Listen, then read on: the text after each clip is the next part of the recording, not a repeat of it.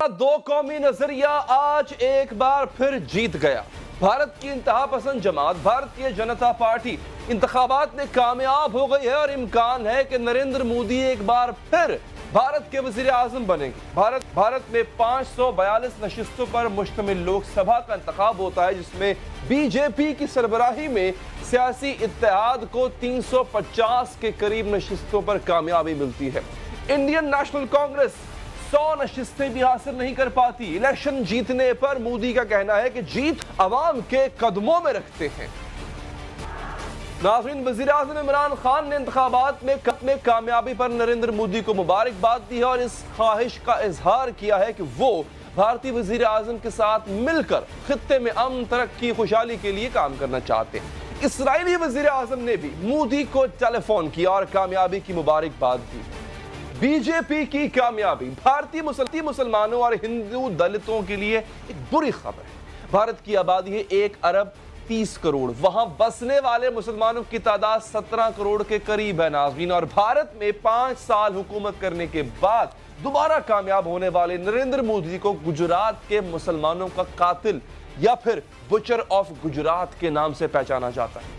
नरेंद्र मोदी के 5 साला दौर में इंतहा पसंदी बढ़ी, मुसलमानों के खिलाफ नस्ल परस्ताना हमलों में इजाफा होता है। ह्यूमन राइट्स वॉच की रिपोर्ट के मुताबिक मई 2015 से लेकर दिसंबर 2018 तक हिंदू गांव रक्षकों, जो गाय की प्रोटेक्शन के लिए, वो लोग जो खुद को गाय का मुहाफिज कहते हैं, इनके हमलों में 44 अफराद हलाक होते हैं।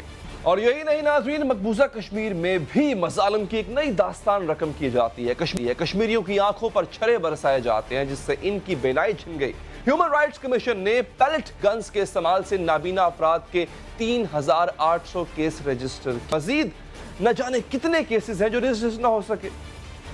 नरेंद्र मोदी एक्सट्रीमिज्म, इंतहा पसंदी की अलामत बनकर सामने आए। इन्होंने इंतहा पसंदी को किस तरह प्रमोट किया, इसकी सिर्फ एक मिसाल नाज़रीन मैं आपके सामने रखता हूं। एक खातून है प्रज्ञा सिंह ठाकुर।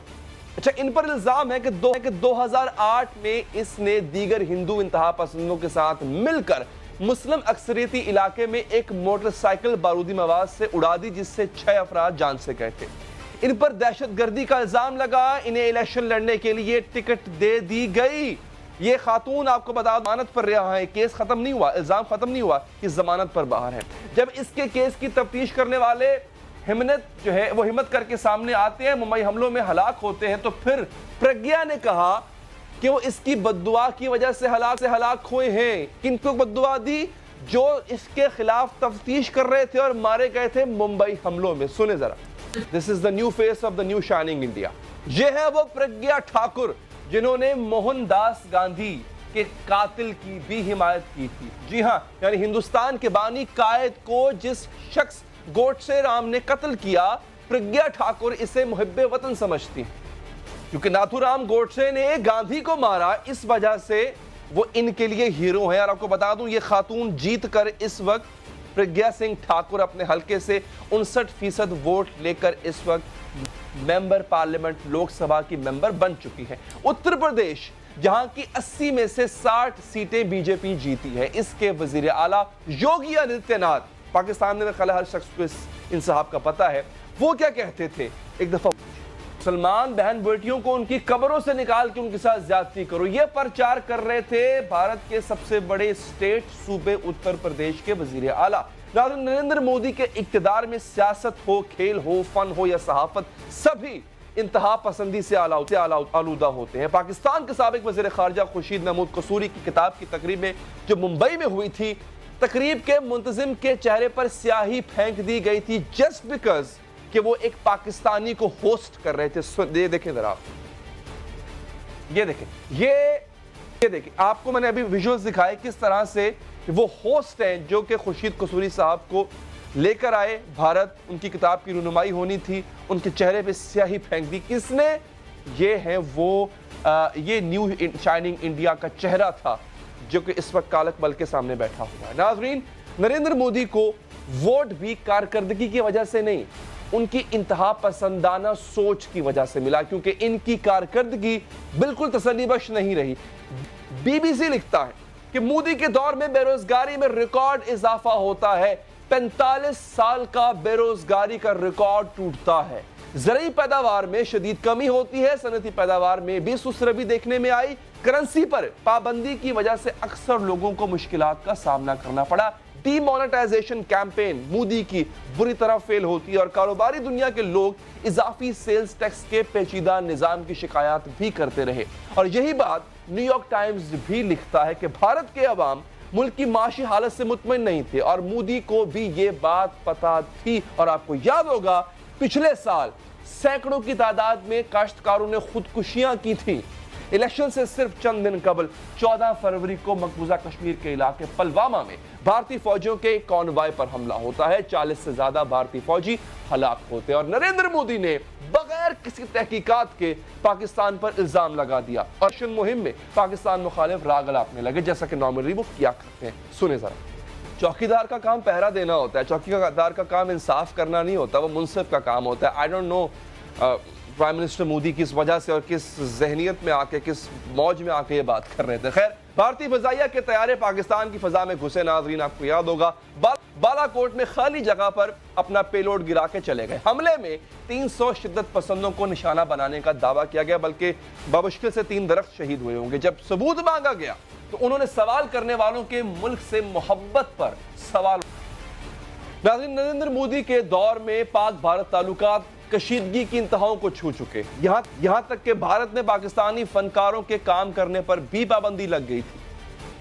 ناظرین، مودی کی فتح اس بات کا ثبوت ہے کہ بھارت کے عوام نے ان کے جنگی جنون اور انتہا پسندی کو تسلیم کیا ہے، نہ صرف تسلیم کیا ہے بلکہ انہیں آئندہ 5 سال کے لیے ووٹ دے کر اقتدار میں بٹھا دیا۔ اس جیت کے بعد اب وہاں کی اقلیتوں کی زندگی کتنی تلخ ہو جائے گی اور پاکستان بھارت تعلقات کیا رخ اختیار کریں گے، بات کریں گے سابق وزیر خورشید محمود قصوری صاحب سے۔ قصوری صاحب، شکریہ آپ کے وقت کا۔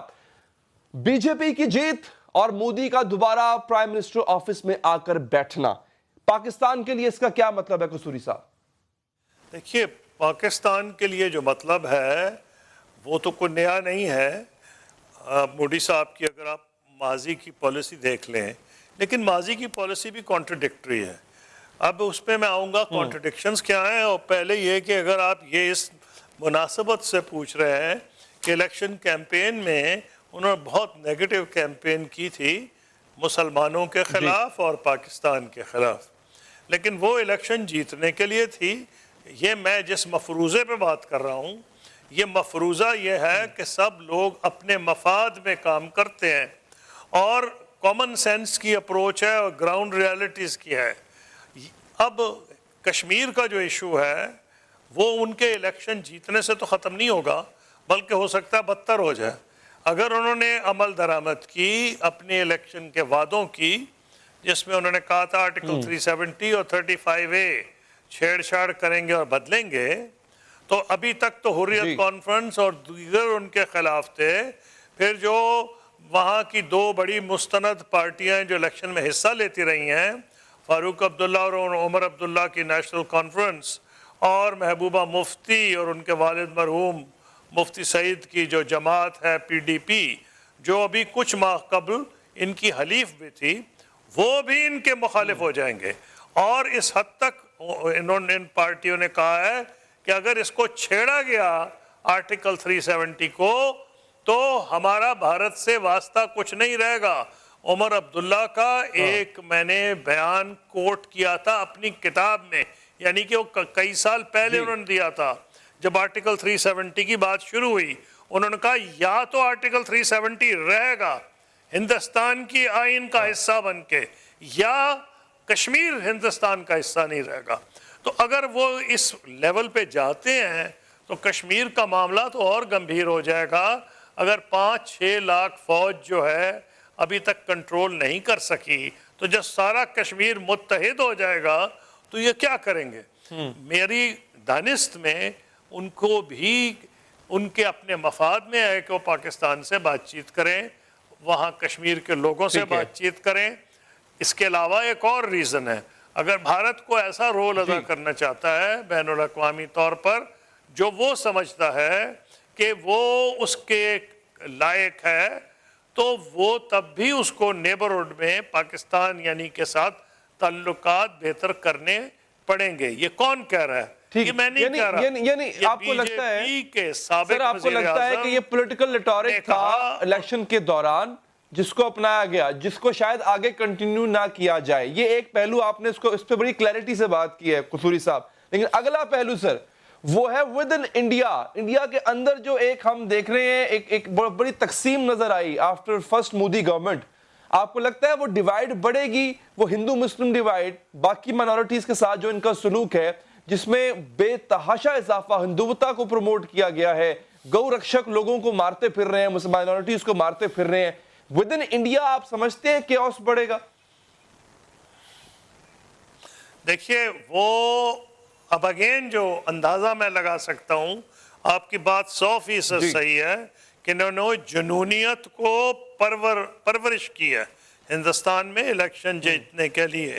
اور صرف ان سے مسلمان خائف نہیں، ان سے دلیت بھی خائف ہیں، ان سے سکھ بھی خائف ہیں، ان سے مسیحی بھی خائف ہیں. تو ہندوستان کو اگر انہوں نے متحد رکھنا ہے تو مودی صاحب کو یہ سوچنا پڑے گا کہ الیکشن میں تو نسخہ کارگر ہو گیا، کیا یہ آگے قابل عمل ہوگا؟ میرا خیال ہے نہ تو ان کو اس کی ضرورت ہے، اور بھارت کے لیے یہ مہلک ہوگا اگر انہوں نے پالیسی نہ بدلی. یہ تو یہ ہے. لیکن ہمارا تعلق بنیادی طور پر پاک انڈیا ریلیشنز کا ہے. اس میں ایک اور فیکٹر ہے، ابھی تک امریکہ کا کاؤنٹ ہوتا تھا، لیکن جیسے جیسے امریکہ وڈرا کر رہا ہے انٹرنیشنل سٹیج سے، چین کا رول بڑھ رہا ہے. ابھی آپ نے دیکھا شنگھائی کوآپریشن آرگنائزیشن کی جو میٹنگ ہوئی ہے، اس میں پاکستان کے وزیر خارجہ، بھارت کی وزیر خارجہ، ان کی آپس میں جو ملاقات ہوئی ہے یہ یکا یک تو نہیں ہوئی، مودی صاحب کی مرضی کے بغیر تو نہیں ہو سکتی تھی. اور میرا تجزیہ بھی ہے کیونکہ چائنیز اخبارات کا میں مطالعہ کرتا ہوں، گلوبل ٹائمز جو ہے وہ ان کا مستند اخبار ہے، اس نے خود یہ کہا ہے کل پرسوں کے اپنے جب یہ آ گئے تھے ریزلٹس ایگزٹ پولز کے کہ پاکستان اور بھارت کی کو بہتر کرنے کے تعلقات چین کوشش کرتا رہا ہے اور کرتا رہے گا. اور چین نے مسعود اظہر والے معاملے میں ان کو اپنا ویٹو ہٹا کے بھارت کو بھی ایک لحاظ سے یہ ممنوع کیا ہے کہ، اور دوسری چیز یہ ہے کہ بھارت اور چین کا $100 بلین کا ٹریڈ ہے. اور مجھے آپ کو بتانے کی ضرورت نہیں کہ چین کے اور پاکستان کے کتنے قریبی تعلقات ہیں، تو چین کے بھی مفاد میں ہے. اور مودی صاحب نے باوجود امریکہ کی ترغیبات کے، جو بہت سی ترغیبات امریکہ دے رہا تھا کہ وہ چین کے بھی خلاف ہو جائیں، روس کے بھی خلاف ہو جائیں، انہوں نے نہیں مانی. اور وہ جو میزائلز ہیں S-400 وہ رشیا سے انہوں نے خریدے ہیں. اور اس لیے مودی صاحب کی جو گیم ہے وہ ایسی نہیں ہے کہ چین اور روس ان سے ٹوٹلی ناراض ہے. چین کی یہ کوشش ہے کہ وہ بھارت کو امریکہ کے آربٹ میں نہ جانے دے مکمل طور پہ. تو میں یہ سمجھتا ہوں چائنا کا بھی پازیٹیو رول ہوگا. اور پاکستان انڈیا ریلیشنز میں تو واجپئی صاحب نے خود کہا تھا، اور ان کا ایک بڑا مشہور مضمون ہے کمارا کوم میوزنگز، اس میں انہوں نے کہا تھا دو چیزیں بھارت کو روکے ہوئے ہیں اپنا بین الاقوامی سٹیٹس حاصل کرنے میں. ایک اس وقت انہدام تھا بابری مسجد کا، اور دوسرا پاکستان سے کشمیر پہ تعلقات. تو میں یہ سمجھتا ہوں کہ اگر آپ لاجیکلی دیکھیں، تیسری ایک اور زمینی حقیقت ہے، اگر بھارت پاکستان سے ملیٹریلی اتنا زیادہ مضبوط ہوتا، ٹھیک ہے اس کی معیشت ہم سے بڑی ہے، ٹھیک ہے اس کی فوج بھی ہم سے بڑی ہے، لیکن 10 موقعوں پہ یا ہم جنگ لڑ چکے ہیں یا جنگ کے دھانے پہ آ چکے ہیں. تو بھارت کو پاکستان سے منوا کچھ نہیں سکا. دونوں صرف نیوکلیئر پاورز ہی نہیں ہیں، کیونکہ نیوکلیئر ویپنز خدا نہ کرے کوئی استعمال کرنے کا نہیں سوچتا. کنونشنل ویپنز میں بھی پاکستان آج سیلف سفیشنٹ ہے، اور بھارت اگر جنگ امپوز کرے گا تو یہ نہیں ہوگا کہ اس کو کوئی آسانی سے وہ انٹر کر سکے. یعنی بھارت کے لیے یہ اس وقت اہم ہے کہ پاکستان کے ساتھ امن قائم رکھے اور کرے اگر اس کو عالمی سطح پہ کوئی کردار نبھانا ہے تو. بہت شکریہ خورشید قصوری صاحب، آپ کے وقت آگے بڑھیں گے. جی دوبارہ پرائم منسٹر مودی کا آفس میں آنا، بی جے پی کا بھارت میں دوبارہ حکومت بنانا اور اتنے بڑے مارجن سے بنانا پاکستان کے لیے سیکیورٹی کنسرن کس طرح ہو سکتا ہے؟ بات کریں گے دفاعی تجزیہ نگار جناب جنرل ٹائٹن امجد شعیب صاحب سے۔ جنرل صاحب شکریہ آپ کے وقت کا۔ ایک دفعہ پھر مودی از ان پاور، پاکستان کے لیے سیکیورٹی کے حوالے سے، تعلقات کے حوالے سے، بارڈر ٹینشنز کے حوالے سے یہ اب دوبارہ بی جے پی کا گورنمنٹ میں آنا کیا معنی رکھتا ہے؟ بسم اللہ الرحمن الرحیم۔ دیکھیے بات یہ ہے کہ ہمیں یہ چیزیں ذہن میں رکھنی چاہیے کہ مودی بنیادی طور پہ آر ایس ایس کی پیداوار ہے اور بی جے پی ایک چہرہ ہے سامنے، پیچھے وہی مائنڈ سیٹ ہے، اور یہ چیز آج کی نہیں ہے، 2014 کے الیکشن نہیں، اس سے پہلے کی بات ہے۔ آپ اس کی ساری ہسٹری دیکھ لیں، اگر وہاں پہ گجرات میں جب یہ چیف منسٹر تھے تو یہ بنیادی طور پہ ایک ہندوتوا کا پرچار کرنا، ہندو ہی کی حکومت رکھنا اور باقی تمام جو منورٹیز ہیں خاص طور پہ مسلمان ان کے اوپر دشمنی، یہ وہ مائنڈ سیٹ ہے۔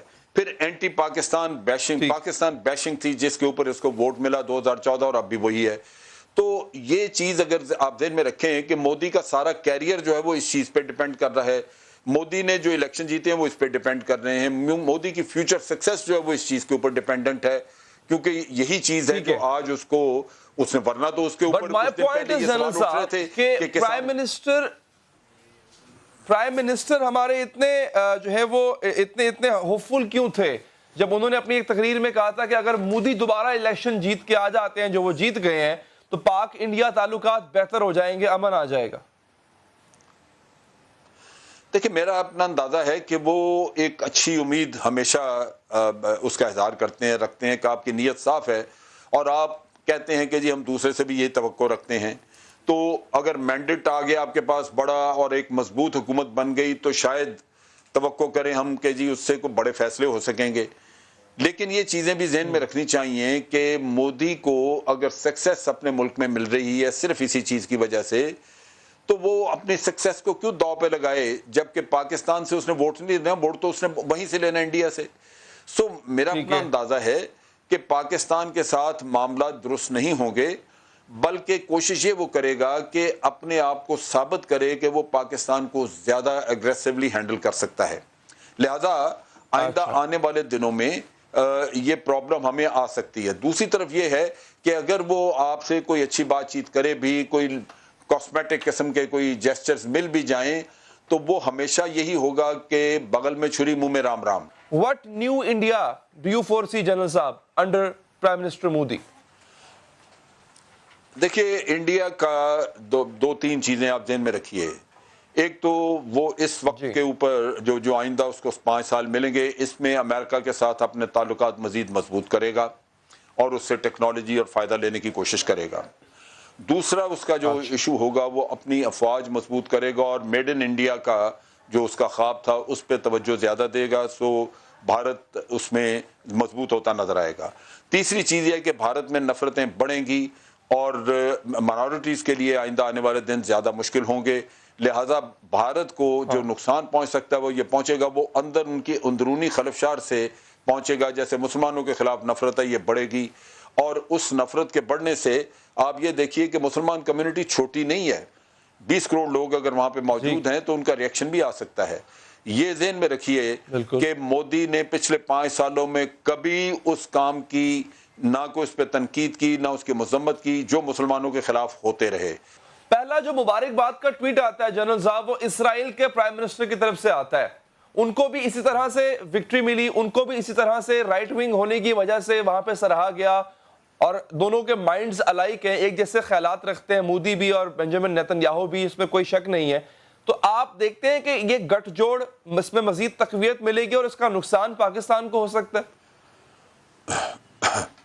دیکھیے اس میں پاکستان کا نقصان بالکل ہے، اس لحاظ سے کہ ہم نے کبھی بھی اسرائیل کے ساتھ اپنے تعلقات یا اپنے پالیسیز کو بہت پریگمیٹک طریقے سے نہیں دیکھا۔ اسرائیل کا مفاد ہے کہ بھارت ایک بڑا ملک ہے، اس سے تعلقات ٹھیک رکھے اور اس سے پیسہ کمائے، جبکہ بھارت کا مفاد ہے کہ وہ اسرائیل سے ٹیکنالوجی لے، اور اسرائیل کے پاس ہر وہ ٹیکنالوجی موجود ہے جو امریکہ میں موجود ہے۔ لہٰذا اس کو اگر امریکہ ڈائریکٹ ٹیکنالوجی نہیں دیتا کسی قسم کی تو اس کو اسرائیل سے ملنے کی توقع ہے۔ اب یہ چیز وہ ہے جو کہ اپنے ٹوٹلی دونوں ملک اپنے اپنے ملکوں کے مفادات کی روشنی میں کر رہے ہیں۔ اور یہی تمام ملکوں کے لیے گائیڈ لائن ہونی چاہیے کہ وہ بجائے اس کے کہ کسی اور کے اس کے وہ بن جائیں علمبردار کسی اور کے. پاکستان کا رسپانس اب کیسا ہونا چاہیے؟ کیونکہ ایک ڈائریکٹ کنفرنٹریشن کا ماحول رہا ہے گزشتہ چند مہینوں سے، مگر جب پرائم منسٹر مودی جب پہلی دفعہ آفس میں گئے تھے، انہوں نے حلف اٹھانا تھا، تو نواز شریف صاحب بطور پرائم منسٹر وہاں پر گئے تھے، which was a good will gesture. اب ہمارا رسپانس کیسا ہونا چاہیے؟ دیکھیے میری سوچ یہ ہے کہ عمران خان کو وہاں پہ اگر انوائٹ کیا جائے ان کے حلف برداری میں تو ان کو نہیں جانا چاہیے، کیونکہ یہ سٹیپس جو ہیں یہ بیکار ہیں. آپ کو تجربے سے سیکھنا چاہیے. نواز شریف صاحب گئے تھے بڑے خوشی اور وہاں پہ واپسی پہ ان کو ایک چارج شیٹ پکڑا دی گئی تھی کہ آپ نے یہ خراب کیا، آپ نے وہ خراب کیا. اب آپ اس کو موڈ کو پہلے ہی سمجھ جائیں. شاہ محمود قریشی صاحب بشکیک میں ملے ہیں سشما سوراج کو، اور وہ کہہ رہے ہیں کہ جی اس نے گلے کرنے شروع کر دیے. گلے تو پاکستان نے کرنے تھے کہ آپ نے پلوامہ کا الزام لگایا، ثبوت آپ نے کوئی نہیں دیا، اور آپ پاکستان پہ چڑھ دوڑے، آپ نے اٹیک کر دیا، ہماری سوورنٹی وائلیٹ کی. بجائے اس کے کہ یہ دکھ ہو اس سے بات کرتے کہ آپ نے ہمارے ملک میں دہشت گردی آپ کروا رہے ہیں، سی پیک کے خلاف آپ کام کر رہے ہیں، الٹا گلے شکوے سن کے آ گئے. تو اگر اسی کام کے لیے جانا ہے کہ وہاں مودی صاحب سے بھی شکایات سن کے آنی ہے تو پھر نہیں جانا چاہیے نا. ٹھیک ہے، بہت بہت شکریہ جنرل صاحب، آپ کے وقت کا. آگے بڑھیں گے جی، یہاں وقت ہے بریک کا. بریک کے بعد آپ کو بتائیں گے ایک طرف پاکستان پیپلز پارٹی کو شکایت ہے کہ سندھ کے کچھ بڑے اسپتال وفاق اپنے زیر کنٹرول لے رہا ہے، لیکن سندھ کے اندر صحت کی صورتحال ایسی ہے کہ بھٹو کے اپنے شہر لاڑکانہ میں اس وقت 700 لوگ ایڈز کا شکار ہیں. بات کریں گے وقفے کے بعد نثار کھوڑو صاحب سے.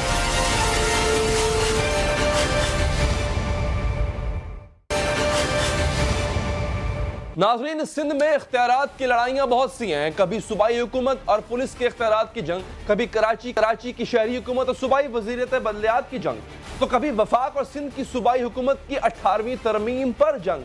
انہی لڑائیوں میں سے ایک لڑائی ہے کراچی کے اسپتالوں کی بھی ناظرین. لیکن ہر صورت صحت کی فراہمی حکومت کی ذمہ داری ہے. قانون کے مطابق چاہیے یہ ذمہ داری صوبائی حکومت نبھائے یا پھر وفاقی حکومت. ذمہ داری حکومت کی ہے. آج وفاقی حکومت نے کراچی کے 3 اسپتالوں کو وفاق منتقلی کا نوٹس جاری کر دیا.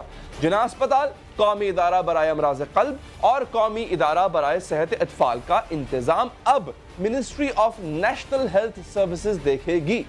ناظرین، ان تینوں اسپتالوں کے ملازمین اب وفاقی حکومت کے ملازم ہوں گے. وفاقی حکومت کے اس اقدام پر بختیار بھٹو زرداری نے ٹویٹ کرتے ہوئے کہا کہ سندھ کالونی نہیں ہے، مرکز آئے اور سندھ کے اسپتالوں کا کنٹرول لے لے. یہ 18ویں ترمیم کو تباہ کرنے کی کوشش ہے. جبکہ وزیر اعلیٰ سندھ علی شاہ کو ابھی یقین ہے کہ یہ اسپتال وہی چلائیں گے. اس نوٹیفیکیشن سے کوئی اثر نہیں پڑے گا. انہیں ٹیک اوور تو کر لیا ہے، لیکن آج تک سندھ حکومت سے کوئی بات نہیں کی اس سلسلے میں. میرا نہیں خیال ہے یہ ویسے ہی ہے. انشاءاللہ تعالی یہ اسپتالیں ہم ہی چلائیں گے. اور ابھی بھی ہم نے ریسنٹلی ان کے سارے پیسے ریلیز کیے ہیں، فورتھ کوارٹر میں پیسے کم ہونے کے باوجود. لیکن یہ نوٹیفیکیشن میں نے دیکھے جیسے میں نے کہا اخبار میں. 18ویں ترمیم کے تحت ناظرین 2011 میں یہ تینوں اسپتال سندھ حکومت کے کنٹرول میں دیے گئے تھے. تاہم اس سال 16 جنوری کو سپریم کورٹ نے ان اسپتالوں کا کنٹرول مرکز کو واپس دینے کا حکم دیا تھا. پیپلز پارٹی کراچی کے 3 اسپتالوں کی مرکز منتقلی کو اپنی حکومت کی صلاحیت پر حملہ تصور کرتی ہے. لیکن پیپلز پارٹی کے دعوے کے برعکس ناظرین، سندھ میں صحت کی سہولیات کا ایک بھیانک چہرہ بھی موجود ہے. لاڑکانہ اس وقت لا علاج اور دنیا کی خطرناک ترین بیماری ایڈز کے شکنجے میں ہے. لاڑکانہ کے علاقے رتو ڈیرو میں ایڈز کی تشخیص کے لیے تقریباً 21,000 افراد کے ٹیسٹ لیے جاتے ہیں ناظرین، اور ان میں سے 658 یعنی تقریباً 700 لوگوں میں ایڈز کا وائرس پایا جاتا ہے. ان میں 500 بچے بھی شامل ہیں. رتو ڈیرو میں ایڈز کا مرض پھیلانے والا جو ڈاکٹر تھا مظفر گھانگرو، آج جان بوجھ کر ایڈز پھیلانے کے الزام سے یہ شخص بری ہو جاتا ہے. لیکن JIT نے انہیں مجرمانہ غفلت کا مرتکب قرار دیا ہے. اب ڈاکٹر مظفر گھانگرو ایک سرنج کو کئی مریضوں کے لیے استعمال کرتا تھا. لاڑکانہ میں اس بیماری کو منظر عام پر لانے والے ڈاکٹر عمران کہتے ہیں کہ سندھ کے ہیلتھ افسران کبھی پرائیویٹ کلینکس کا کرتے ہی نہیں ہیں. یہاں پر میں 15 سال سے پریکٹس کر رہا ہوں رتو ڈیرو میں، اور مجھے خود کبھی میں نے نہیں دیکھا کہ کوئی بھی SACP سے کوئی بندہ آیا ہو جس نے آ کے دیکھا ہو کہ کس قسم کی ہماری ہیلتھ پرووائڈرز ہیلتھ پرووائڈ کر رہے ہیں, کس قسم کے ڈاکٹرز یہاں پریکٹس کر رہے ہیں. ناظرین, لاڑکانہ بھٹوز کا شہر ہے. یہ وہ شہر ہے جس نے پہلی دفعہ ذوالفقار علی بھٹو کو اپنے نمائندہ بنا کر اسلام آباد بھیجا تھا, اور وہ وزیر اعظم پاکستان منتخب ہوئے تھے, جس کے بعد جو ہے وہ بینظیر بھٹو بھی وہ بھی ان کی جانشین بنتی ہیں. سنیں ذرا کیا کہا تھا انہوں نے. اس وقت ناظرین سندھ میں 60,000 سے زائد ایڈز کے مریض موجود ہیں, جن میں سے صرف 8,000 رجسٹرڈ ہیں. صحت کے مسائل اور بے شمار ہیں ناظرین. تھر پارکر میں بچوں کی اموات ہوتی ہیں. سندھ کے نجی اور سرکاری اسپتالوں میں ڈاکٹرز اور عملے کی غفلت کے واقعات عام ہیں. آج ہم سندھ بالخصوص لاڑکانہ میں صحت کے حوالے سے بات کریں گے. لاڑکانہ بھٹو کا شہر بھی ہے, لیکن جو آج ہماری شخصیت موجود ہے ان کا شہر بھی ہے, کیونکہ وہ بھی متعدد بار یہیں سے الیکشن لڑ کے اسمبلی میں پہنچے ہیں. جناب نثار کھوڑو صاحب, پاکستان پیپلز پارٹی سندھ کے صدر, شکریہ آپ کا کھوڑو صاحب. سر, ہو کیا رہا ہے لاڑکانہ میں؟ آپ کا شہر, بھٹوز کا شہر, اور بھٹوز کے شہر میں ایڈز تو جیسے پھیل رہا ہے, اور آپ کو اعتراضات تو ہیں کہ وفاق آپ کے اسپتال لے رہا ہے, مگر آپ پہ تنقید یہ کی جاتی ہے کہ آپ بھی صحت کی سہولیات فراہم نہیں کر پائے. میں گزارش کروں کہ ہم جو کہہ رہے ہیں کہ ہمارے اسپتال ہم سے چھینے جا رہے ہیں, یہ 18ویں ترمیم کے بعد ہمیں حق حاصل ہوا کہ جناب پوسٹ گریجویٹ کو ہم سنبھالیں, NICVD کو ہم سنبھالیں, NICH کو ہم سنبھالیں. NICAD ہو, جناب پوسٹ گریجویٹ ہو, NICH ہو, ہم نے اس کو اس دوران ان سالوں میں بہت امپروو کر لیا.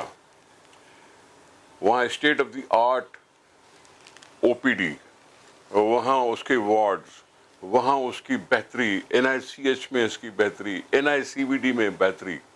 NICVD کو تو ہم نے اتنا آگے بڑھایا کہ سندھ کے 6 اور ضلعوں میں NICVD اسٹیبلش کیا, اور نہ صرف یہ کہ اسٹیبلش کیا, لیکن جو بھی علاج ہوا وہ مفت میں ہوا. یہ کہیں بھی نہیں ہے, شاید کسی ملک میں بھی نہیں ہو, لیکن ہم نے سندھ میں کر کے دکھایا کہ ہم علاج مفت کر سکتے ہیں, اور حکومت کی فنڈنگ کی وجہ سے وہ ہوتا ہے. ہاں, جب ہم سے چھن جائیں گے تو فنڈنگ کا مسئلہ ہوگا, پھر وہی لوگ پیسوں سے علاج کرائیں گے, پھر وہی لوگ جو ایک امید بندھی تھی کہ جی لائف سیونگ ایک چیز ہے, زندگی بچانے کے لیے NICVD جو آئی تھی وہ اتنی افیکٹو نہیں رہے گی جتنی پہلے ہو چکی تھی. اس لیے ہم جائز تو یہ اس کا ممکنہ نقصان ہے سر, جو ہو سکتا ہے, یہ ممکنہ نقصان ہے, اس کے بعد ایسا ہو سکتا ہے. بالکل ٹھیک فرمایا آپ نے. یہ ممکنہ نقصان کیا ہے؟ یہ ممکنہ نقصان میں عرض کروں جہاں آپ نے تھوڑا سا طنز کر لیا بھٹو صاحب کے ضلع پر, تو بھٹو صاحب کا تو سارا ملک ہے, اگر اس پہ آئیں گے تو پھر سارا ملک ہے. لیکن آج کل تو عمران خان کہہ رہا ہے نا, کلیم کر رہا ہے کہ میرا ملک ہے. تو وہ پہلے بتائے کہ لاہور میں HIV پازیٹیو کیوں ہیں, KP میں کیوں ہیں, بلوچستان میں کیوں ہیں, سندھ میں کیوں ہے. عمران خان کا پاکستان کہلاتا ہے نا, ابھی 9 مہینے ہو چکے ہیں اس کو, کیوں نہیں وہ پہلے جاگا؟ یہ جاگے تو پھر بھی ہم کہ ہاں ہم نے HIV پازیٹیو کے لیے اسکریننگ کروائی. ایک جگہ بات کھلی, ویسے تو ایڈز تو سارے ملک میں ہیں, HIV پازیٹیو تو سارے ملک میں رستے بستے ہیں. بالکل ہے. سے علاج ہے. صاحب یہ دیکھیں, عرض یہ ہے کہ یہ جسٹیفیکیشن دی نہیں جا سکتی کیونکہ پورے ملک میں ایڈز ہے, تو اگر آپ کے حلقے یا آپ کے علاقے میں اگر ایڈز کی اتنی تعداد بڑھتی جا رہی ہے تو سر یہ جسٹیفیکیشن تو نہیں ہے نا کھوڑو صاحب. میں کہہ رہا ہوں سر جناب, آپ کی جسٹیفیکیشن اپنے پاس رکھیں, میری جسٹیفیکیشن پہلے سن لیں نا. ایسی تھوڑی ہے کہ جو آپ کہیں گے وہ صحیح ہے, میں جو کہوں گا وہ غلط ہے بات. نہیں, میرا کام تو سوال پوچھنا, میں تو سوال کر رہا ہوں سر. ہاں تو میں بتا رہا ہوں نا, آپ سن لینا میری بات کاٹے تو نا. جی جی جی, میں گزارش یہ کر رہا ہوں کہ یہ کراچی میں بھی HIV, لاڑکانہ میں پہلے بھی HIV میں 2400 لاڑکانہ اور ارد گرد کے اضلاع 2400 پیشنٹس رجسٹرڈ تھے جن کی علاج ہو رہا تھا. کراچی میں اپنی جگہ پہ, دوسری جگہوں پہ اپنی جگہ پہ. میں نہیں کرتا بات پنجاب کی, نہیں کرتا کسی اور جگہ کی بات, میں اپنی بات کر رہا ہوں. ہمیں جب پتہ چلا تو ہم نے پورا ایفرٹ کیا کہ یہ ایک مہلک بات ہے, یہ بری بات ہے, معاشرے میں ان کو اچھی نظر سے نہیں دیکھا جائے گا. اس کی بھرپور اسکرین ٹیسٹنگ کرائی جائے, جس میں ابھی تک 25,000 لوگوں کی اسکریننگ ٹیسٹ ہوئی ہے. پبلک اویئرنیس ہم نے پیدا کی کہ بھائی آؤ, اگر کسی کو کوئی شک ہے, اگر کوئی سمٹمز آپ کے ایسے پاس ہیں تو آؤ ذرا علاج کرائیں.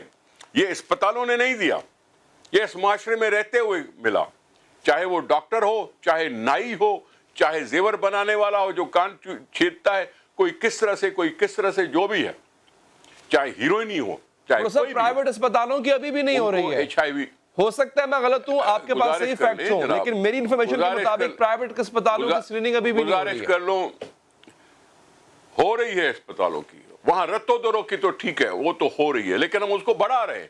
ہم اس کو بڑھا کے پورے ضلع میں جائیں گے, ہم بڑھا کے اس کو اور 5 ضلعوں میں جائیں گے, ہم پورے سندھ میں کرائیں گے اسکریننگ. میں نے تو پہلے دن یہ بات کھلی تھی, تب میں نے کہا تھا کہ اچھی بات ہے کہ ہمیں پتا چلا کہ HIV پازیٹیو کہیں ہیں. میں پاکستان سے مطالبہ کرتا ہوں کہ سارے ملک میں اسکرین ٹیسٹنگ کرائی جائے کہ پتا چلے HIV کے کتنے مریض ہیں اس ملک میں. اس ملک میں, یہ میرا ملک ہے, تمہارا بھی اگر ہے, میرے بھی ہے, عمران خان کا بھی ہے, کس کا بھی ہے, کس کا بھی ملک ہے, یہ میرا ہمارا سب کا ملک ہے. اس میں اسکرین ٹیسٹ, اس کی اسکرین ٹیسٹنگ سارے ملک میں ہونی چاہیے. یہ اربوں روپے خرچ کریں تو بھی خرچ کریں, لیکن ہونی چاہیے. میں تو یہ کہہ رہا ہوں, اس لیے بالکل لوگ مر جاتے ہیں, اس لیے تو 20-25 یہ کوئی چھوٹی موٹی بیماری تو ہے نہیں. کھوڑا صاحب آپ کی بات بالکل بجا, میں آپ سے ایک اور بات آپ کو بتاؤں, ایک اور بات آپ کو, ایک اب سوال میرا بھی لے لینا, میں نے آپ کی پوری بات سنی, سوال میرا لے لیں سر. عرض یہ ہے نثار کھوڑوں کے لیے, نثار کھوڑو صاحب کے لیے 21,000 لوگوں میں سے, عرض سن لیں سر, فرمائیے سر, فرمائیے کھوڑو صاحب. بابا 21,000 ہو یا 25,000 ہو, اس میں سے 500 نکلے یا 600 نکلے, لیکن ہے نا, میرے بھائی ہیں, میرے بہن ہیں, میرے بچے ہیں. یہ سارے ملک میں ایسا ہونا چاہیے. میں HIV پازیٹیو اور ایڈز میں بھی فرق ہے. اگر صرف HIV پازیٹیو ہے تو وہ بہت آسانی سے ٹریٹبل ہے, وہ ٹریٹبل ہے. اگر اس میں سے کوئی ایڈز کا مریض نکلتا ہے تو وہ اس کے لیے الگ سے علاج ہے, اور اس کے لیے بھی اتنی ہی تندرستی سے کام کرنا چاہیے جتنی HIV ایڈز کے لیے, HIV پازیٹیو کے لیے. یہ ہونی چاہیے, جہاں بھی ممکن ہو سکے ہونی چاہیے. وفاقی حکومت کرے, صوبائی حکومتیں کریں, ہونی چاہیے. پاکستان کے لیے ہونی چاہیے, کیونکہ ہمارا شہری پاکستانی ہمیں عزیز ہے. اور ہے یہ مصیبت, HIV پازیٹیو ساری دنیا کا مسئلہ ہے. ساری دنیا کا مسئلہ یہ نہیں ہے کہ صرف پاکستان میں, کیا امریکہ میں نہیں ہے, کیا امریکہ. آپ کو درد ہے ان پاکستانیوں کا, مجھے بھی اتنا ہی درد ہے, اتنی تکلیف ہوتی ہے, کیونکہ میرے لیے جو پریشانی کی بات ہے, ہو سکتا ہے ڈیفینیٹلی آپ بھی پریشان ہیں, مجھے پتہ ہے آپ بھی رنجیدہ ہیں, پریشان ہیں. پر سن لیں, جس وجہ سے میں کنسرنڈ ہوں, ایڈز ایک ایسی بیماری ہے جس کی وجوہات کچھ ایسی ہیں کہ جو اکثر بڑے جو ہے وہ جس کام میں انوالوڈ ہوں وہ ہوتا ہے. اس میں سے ایک وجہ, کئی وجوہات ہیں, آپ بہتر جانتے ہیں, میں نام لینے کی ضرورت نہیں ہے. 500 بچے سر اس میں جو اسکریننگ ہوتی ہے ان کو ایڈز نکل آتی ہے. سمجھ نہیں آیا کہ یہ ہوا کیا اچانک سے, کہ بچوں میں بھی ایڈز آ گئی ہے, خواتین میں بھی. جی فرمائیے. ایک منٹ.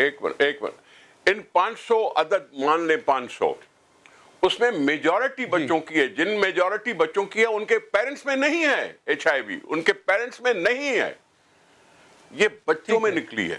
بچے جو معاشرے میں سامنے آتے ہیں, ایکسپوز ہوتے ہیں معاشرے میں, کبھی ڈاکٹر کے ہتھے چلتے ہیں, کبھی دائی کے ہتھے لگتے ہیں, کبھی نائی کے ہتھے لگتے ہیں, کبھی گندگار میں ہتھے لگتے ہیں. یہ بچے ہیں جو گاؤں کے علاقوں میں رہتے ہیں, جو گاؤں کے علاقے میں رہتے ہیں وہ بچے ہیں. یہ رتو درو بڑا شہر نہیں ہے, گاؤں ہے, گاؤں دیہات سے یہ مشتمل ہے. ٹھیک ہے, چلے آپ لوگ کام کر رہے ہیں, امید کرتے ہیں آپ لوگ اس میں کامیاب بھی ہوں. نثار کھوڑا صاحب بہت بہت شکریہ, آپ کے وقت ہے. یہاں پر ہم بریک لیں گے. بریک کے بعد ناظرین ایک شکایت ہے جو میں سوسائٹی سے خاص طور پہ ان والدین سے کرنا جا رہا ہوں کہ جن کے لیے میڈیا کھڑا ہوتا ہے, جن کے لیے عام عوام کھڑی ہوتی ہے, مگر وہ صلح کر لیتے ہیں. وقفے کے بعد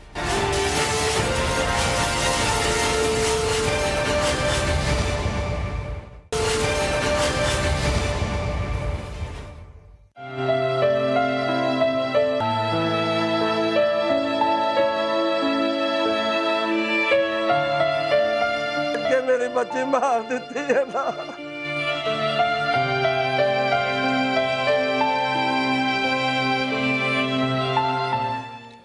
ناظرین آج پھر مرنے والے نے مارنے والے سے صلح کر لی. ایک 16 سالہ لڑکی تھی, اس کا نام تھا عظما. وہ لاہور کے ایک گھر میں کام کرتی تھی، پھر ایک روز وہ لاپتہ ہو گئی۔ بتایا گیا کہ عظمیٰ نے زیورات چرائے ہیں اور لے کر غائب ہو گئی ہے۔ ناظرین، وہ محروق نامی خاتون کے ہاں کام کرتی تھی۔ پولیس نے تفتیش کی تو خوفناک حقیقت سامنے آئی۔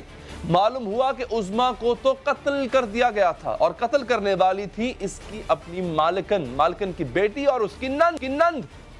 قصور عظمیٰ کا صرف اتنا تھا کہ اس نے خاتون خانہ کی بیٹی کی پلیٹ سے سالن چکھ لیا تھا، جس پر مالکن غصے میں آئی، عظمیٰ کو تشدد کا نشانہ بنایا، سر پر کوئی بھاری چیز ماری جس سے عظمیٰ زخمی ہو گئی۔ اسے اسپتال نہیں بھیجا گیا اور بعد میں عظمیٰ نے انہی زخموں کی تاب نہ لاتے ہوئے دم توڑ دیا۔ اس کی لاش کو بوری میں بند کر کے نالے میں پھینک دیا گیا۔ عظمیٰ کی ایک ویڈیو بھی سامنے آئی جس کے بارے میں کہا جا رہا ہے کہ یہ موت سے ایک دن پہلے کی ہے۔ اس ویڈیو میں یہ 16 سالہ عظمیٰ تشدد کے بعد کسی بوڑھی عورت جیسی دکھائی دے رہی ہے۔ ویڈیو آپ کو دکھا نہیں سکتا، شاید آپ نے سوشل میڈیا پہ دیکھی ہو، مگر اس بچی کے چہرے پر جو تشدد کے نشان ہیں اور جو موت کی اس پہ زردی چھائی ہوئی ہے وہ عیاں تھی۔ پولیس نے ظلم کرنے والی تینوں خواتین کو گرفتار کر لیا اور عدالتی کارروائی کا آغاز ہوا۔ عظمیٰ کو اس کے باپ نے کام پر رکھوایا تھا اور اس کی تنخواہ کتنی تھی؟ صرف 2000 روپے۔ اور اب خبر یہ آئی ہے ناظرین کہ عظمیٰ کے والد نے اپنی بچی کی موت پر سمجھوتا کر لیا۔ پہلے بچی 2000 کے عوض بھیج، اب اس کی موت کے لیے بھی پیسے وصول کر لیے گئے۔ ٹھیک ہے، میں مانتا ہوں اسلام میں اس چیز کی اجازت ہے، دیت لی جا سکتی ہے، لیکن ناظرین سمجھوتا ہونے کے بعد ملزمہ نے عدالت میں درخواست سے ضمانت بھی دائر کر دی ہے۔ سوال یہ ہے کہ کیا عظمیٰ کے سفاک قاتل پیسہ خرچ کر کے عبرتناک سزا سے بچ جائیں گے؟ سٹیٹ یہاں پر کہاں ہوتے ہیں؟ ایف آئی آر درج ہوتی ہے تو ہر چیز تو بنام سرکار ہوتی ہے نا، مدعی سرکار ہوتی ہے، یہاں پہ سرکار کیا کہاں ہے؟ ہم بات کریں گے معروف سماجی کار محترمہ فرزانہ راجہ صاحب ہمارے ساتھ موجود ہیں۔ بہت شکریہ فرزانہ صاحبہ آپ کے وقت کا۔ فرزانہ باری صاحبہ، ہم موسٹلی یہ دیکھتے ہیں کہ ایسے کیسز میں بالآخر صلح ہو جاتی ہے، مرنے والا اکثر غریب ہوتا ہے، نادار ہوتا ہے، یا پریشر میں آ جاتا ہے، یا پیسوں کے عوض۔ گو کہ میں دوبارہ کہہ رہا ہوں کہ شاید کسی کو یہ بات بری لگے، اسلام میں اس کی گنجائش موجود ہے، لیکن آپ کو نہیں لگتا اسٹیٹ کی بھی کچھ فرزانہ صاحبہ رسپانسبلٹی ہونی چاہیے؟ بالکل ہونی چاہیے۔ سب سے پہلے تو میں بہت ہی مذمت کرتی ہوں، بہت ہی دل دلا دینے والا یہ واقعہ اور پہلا نہیں ہے۔ آپ جانتے ہیں کہ آئے دن ہم آپ ہی کے میڈیا کے توسط سے، سول سوسائٹی کی توسط سے اس طرح کے واقعات، چاہے وہ طیبہ کی صورت میں ہمیں نظر آتے ہیں، اور اکثر یہی ہوتا ہے۔ دیکھیں، جس معاشرے کے اندر جہاں پہ آپ نے جہاں پہ ڈسپیرٹی ہو، وہاں پہ ایسے قوانین کا اگر آپ نفاذ کریں گے، چاہے وہ آپ اسلام کے نام پہ کرتے ہیں دیت کا، تو جب اس میں یہی ہوگا کہ جو اکثر آپ دیکھیں کہ جہاں بھی ظالم اور مظلوم کی بات ہوتی ہے تو ظالم جو ہے وہ معاشی اعتبار سے، سماجی اعتبار سے ظلم کرنے جو مظلوم ہوتا ہے اس سے بہتر صورت میں ہوتا ہے۔ اور ایسے سماج کے اندر جہاں پہ اتنی زیادہ طبقاتی نابرابری ہے، وہاں پہ جب آپ دیت جیسا قانون رکھیں گے تو پھر یہی ہوگا کہ جو امیر ہوگا وہ جرم کرے گا اور غریب کو پیسہ دے کے اور اسے معافی دے کر وہ چلا جائے گا۔ ہم نے نہیں رکھا کیونکہ یہ ملک جو ہے یہاں پہ اسلامی نظام نافذ ہے، تو یہ تو اسلامی نظام کا قانون ہے۔ نہیں، ایسا نہیں ہے۔ دیکھیں، یہ بھی ایک غلط بات ہے، کیونکہ اگر اسلامک سوشل ویلفیئر سٹیٹ نہ ہو، آپ کو یاد ہوگا کہ حضرت عمر فاروق کے زمانے میں جب قحط پڑا تو انہوں نے سسپینڈ کر دی تھی نا سزائیں، کیونکہ انہوں نے کہا کہ جب تک ایک کتا بھی دریائے دجلہ فرات کے، ٹھیک ہے نا، تو انہوں نے کہا کہ تب مجھے حق نہیں ہے کہ پھر اگر کوئی چوری کرتا ہے تو پھر وہ میں اس کے ہاتھ کاٹنے کا جو ہے وہ مجھے اختیار نہیں ہے۔ تو پہلے ریاست کی ذمہ داری ہے کہ وہ سماج کے اندر تمام طبقاتی جو تفریقیں ہیں ان کو ختم کرے، پھر وہ اسلامی سزا اور جزا کا نظام لا سکتے ہیں۔ یہ ایک الگ بات ہے، کیونکہ ہم مسلسل دیکھ رہے ہیں کہ یہی ہوا نا۔ ایون آپ دیکھیں وہ ڈیوڈ ریمنڈ وہ کیا تھا، ڈیوڈ ریمنڈ کیا نام تھا اس کا، وہ جو امریکی جو ہمارے हाँ रेमंड डेविस के केस में वो हमारे लोगों को उसने मारा और फिर हमारे मुल्क का कानून इस्तेमाल करके वो अपना दियत दे के चला गया। तो एक बात तो ये है कि जाहिर है कि यहाँ पे जो अमीर है वो गरीब की जाने भी खरीद सकता है, और मैं समझती हूँ कि इसलिए हम बार बार कहते हैं कि कवानीन जो है इनका जो है इनको रिव्यू करना चाहिए। वो एक्सेप्शन थी, आपको याद होगा शाहजेब मर्डर केस था जिसमें शाहरुख जतोई के वालिदैन के साथ मामला तय हुए थे, लेकिन उसके बावजूद स्टेट ने कहा कि ये चूंकि बनाम स्टेट है और ये दहशतगर्दी का वाकया था तो हम इसमें मुद्दई बनेंगे। वहां पे तो एक्सेप्शन दिखाई गई थी। आपको लगता है बाकी मामलात में भी स्टेट को इन्वॉल्व करना चाहिए? जी देखें, बहुत सारी चीज़ों में रियासत को ही जिम्मेदार होना चाहिए, ख़ासतौर पे जो ऑनर किलिंग के केसेस होते हैं या इस तरह के जो जिससे पूरे माशरे के अंदर दहशत फैलती है, जैसे यही इसका ये जो जतोई वाला केस है। और इसके अंदर फिर ये है कि अभी भी हमारे कानून में ये है कि सजाए मौत का जहाँ तक ताल्लुक़ है, मतलब रियासत अगर पार्टी बनती भी है तो उसमें यह है कि वो माफ़ी फिर भी अगर सजाए मौत के मामला आता है तो फिर भी जो जिनका नुकसान हुआ है वो माफ़ कर सकते हैं, सज़ा हो सकती है लेकिन सजाए मौत नहीं होगी। चले ये एक अलग हमारे जो कवानीन के अंदर जो सकम है और जो कि गरीबों जिसका अमीर जो है मिस यूज़ करते हैं और गरीब जो है वो मजबूर होकर फिर उन्हीं कानून के हाथों जो है वो अपनी ज़िंदगियाँ जो हैं वो बेच देते हैं, तो ये एक अलग है। लेकिन सबसे बड़ी बात देखिए, मैं ये समझती हूँ कि जब तक आप हमारे इस माशरे के अंदर जब एक सूरत हाल ये है कि आप अपने बच्चों को गुर्बत के हाथों मजबूर होके पैसे की खातिर आप लोगों के घरों में छोड़ आते हैं, और अक्सर ये होता है ये ना महीने आप कह रहे हैं कि हर महीने वो शायद उसकी तनख्वाह वसूल करते थे माँ बाप। ऐसे माँ बाप हैं जो साल का एडवांस लेके 2 साल का एडवांस लेके बच्चे को छोड़ आते हैं लोगों के घरों में, मजबूरी का फायदा उठाया जाता है और फिर जब उसके साथ कोई नुकसान होता है तब अपने पैसे का फायदा उठाया जाता है। फरजाना साहब बहुत बहुत शुक्रिया आपके वक्त का। प्रोग्राम का वक्त खत्म हो जाता है, दीजिए इजाजत, अल्लाह ने के बाद।